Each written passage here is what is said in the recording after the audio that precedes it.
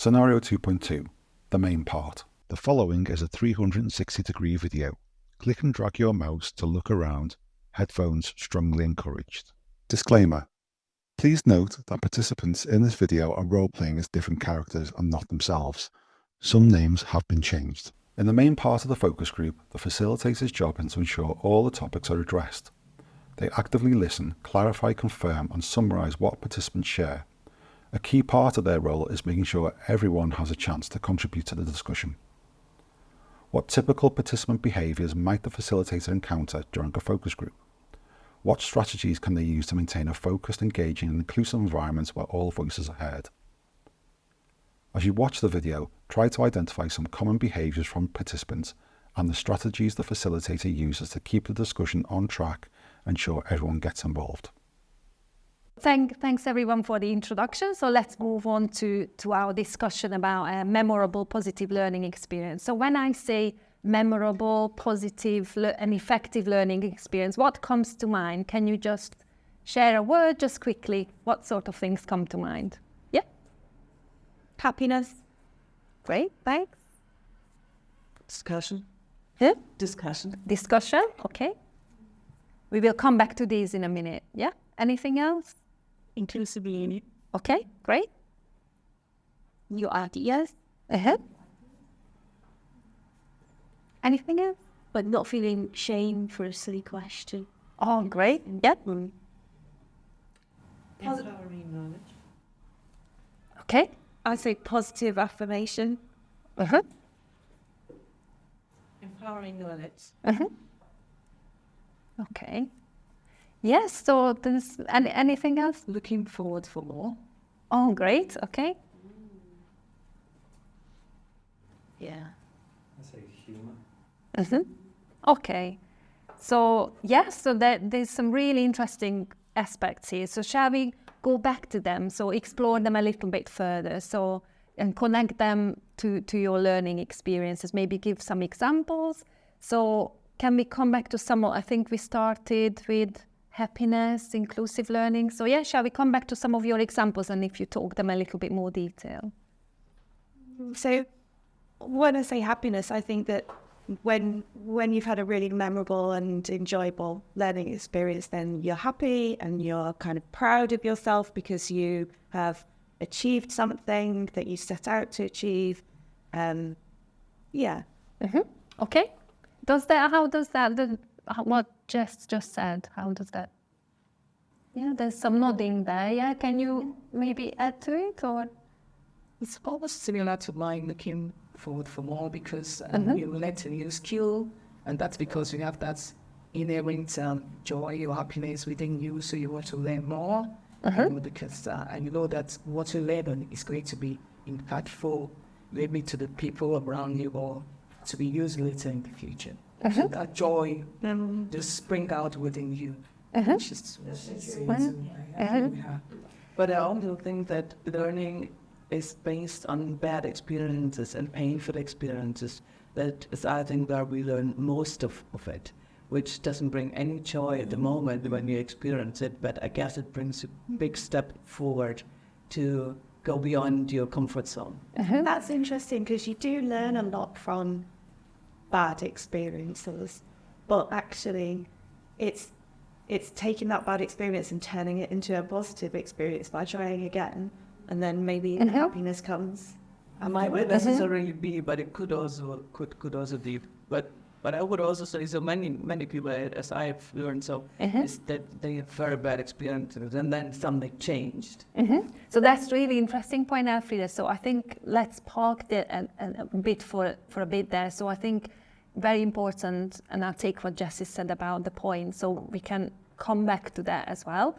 At the moment, just let's keep with the idea of happiness or the positive experiences, and then we will return back to the bad ones later on. Thank you. Yeah? Hearing you speak from me about that wanting to learn more and the excitement made me think about curiosity.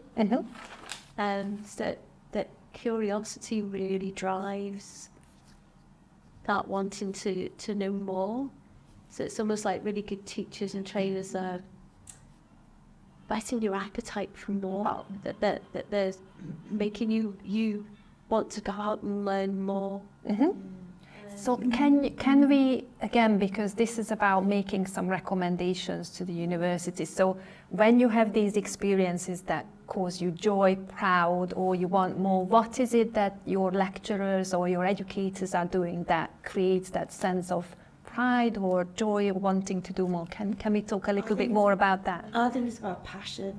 And I think it's about having, a real kind of connection with the subject that's being taught, and an ability to sort of convey enthusiasm but also relevance, and connect it through like stories that help take the theory and move that towards practice so that it becomes real, and you can recognize why it's important to be learning about it, and also like what's positive about it.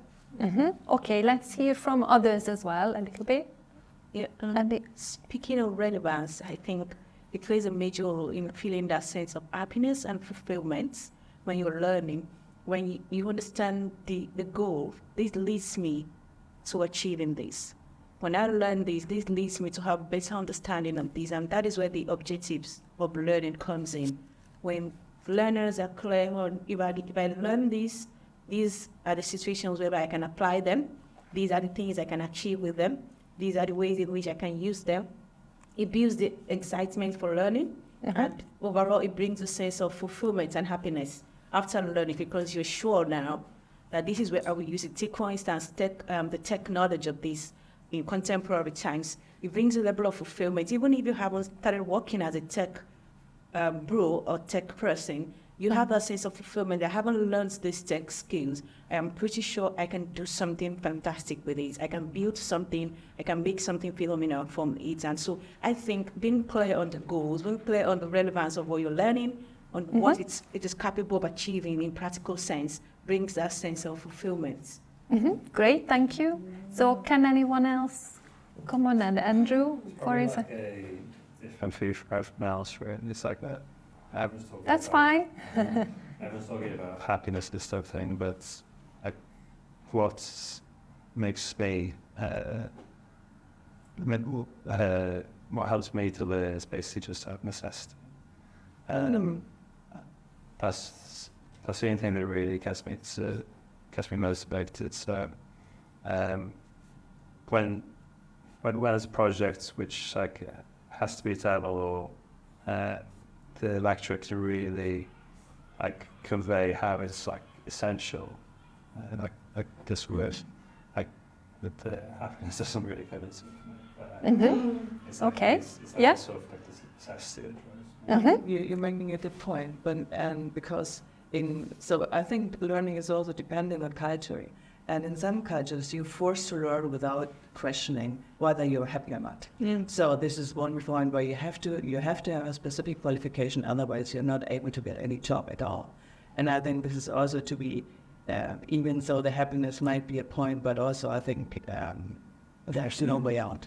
There's no way. In some cases you have to just. Getting your grades good as well, otherwise you're not able to do an education. So all the marks are counting for your entrance, whatever you want to do. And I think this is, as you just said, a necessity. So, okay, can I just, apologies Jess, can I just hear from Kinda and see what... I was just thinking actually what we said before, I learned that through necessity. I'm an older undergraduate, obviously, and so I've chosen to come back to education.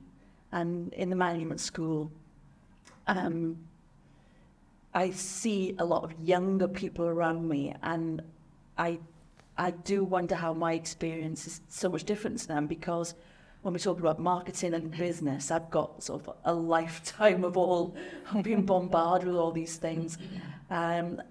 Sometimes I wonder that maybe my ideas won't be as fresh as some of the younger people around me. But I still get the same joy out of learning, almost like, so for me, it's almost like I'm learning the theory and I'm able to apply it to things I already know rather than things that might come ahead of me. So it's almost like opening new windows on things I might have seen before. So I and there's said, yeah, that correct. necessity, so because I'm choosing to do it at this later stage. So I'm sensing that a lot of people are nodding in the room at this. So can you just also add to what they're saying? Why are you agreeing, Dale?